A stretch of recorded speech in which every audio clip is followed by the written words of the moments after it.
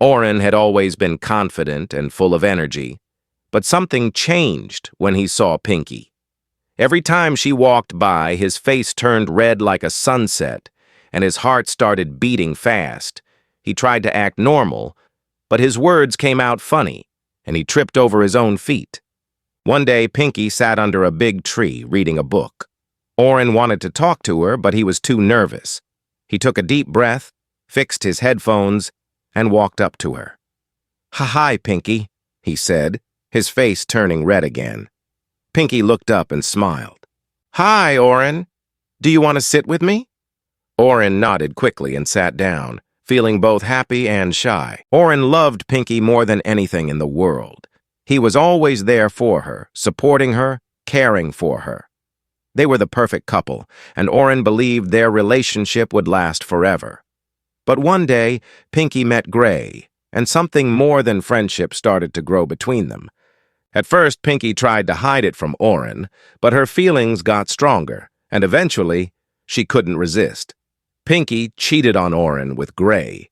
When Oren found out the truth, his world shattered. He was shocked and disappointed. Everything he believed in was a lie.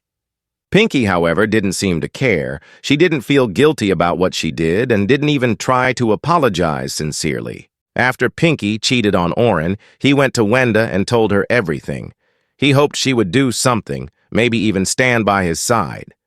He waited for her reaction, thinking she would be angry at Pinky. But when he looked through the window, his heart shattered. Pinky, Gray, and Wenda were together, really together. They were kissing, touching, and making love like nothing else mattered. They weren't just a couple. They were a trio now. And Oren, he just stood there, watching, completely broken, alone, a fool. Sprunky Oren was heartbroken after finding out that Pinky had cheated on him with Gray and Wenda in a threesome. His heart was full of pain and anger, and in that moment, he decided it was time for revenge. He went to a forbidden place where rumors said a powerful force was hidden, one that could give him the strength he needed for revenge. When he stepped onto the dark, eerie land, he met a mysterious and powerful being. Him. The being offered Oren the power he craved, but warned him that there would be a heavy price. Oren agreed without hesitation. With the power given to him, he felt his soul fill with dark determination. Now he knew what he had to do. Pinky laughed, leaning on Gray. "Oren, that pathetic fool? He was never good enough for me." Wenda smirked. "Yeah, he was always so weak and broke.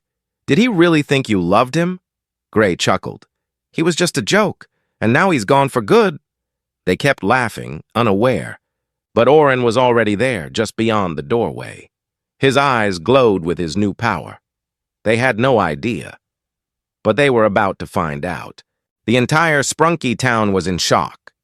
No one could understand how this had happened. Red. He was unrecognizable, horribly disfigured. Whispers spread through the streets, fear creeping into every corner. Who could have done this? Pinky was terrified. She tried to stay calm, but deep down, she knew this wasn't random. This was personal, but whose hands were behind it? No one had the answer. The first to find Red in this horrific state was Brood. He stood frozen, staring at what was left of his old friend. His hands trembled as he stepped closer. What happened to you?" he whispered. Wenda was walking to meet Pinky and Gray by the shore. They planned to sit together and discuss the recent events with Red. As they settled, Pinky was talking to Gray, her eyes shining with excitement. She was happy to be near him, hoping he would protect her if anything went wrong. "I love you so much, Gray," Pinky said softly, her voice full of hope. "You're everything to me." Pinky thought she was successfully manipulating Gray, using him for protection, while pretending to care for him deeply. She believed he was the perfect shield in case anything went wrong.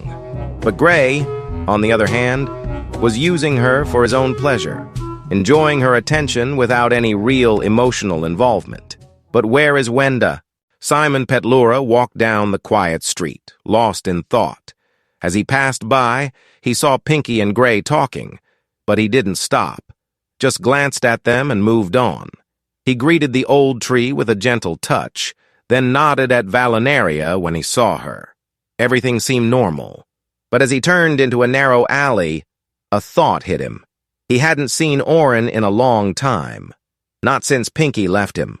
A chill ran down his spine. Where was Oren now? And why did it feel like he was closer than anyone realized?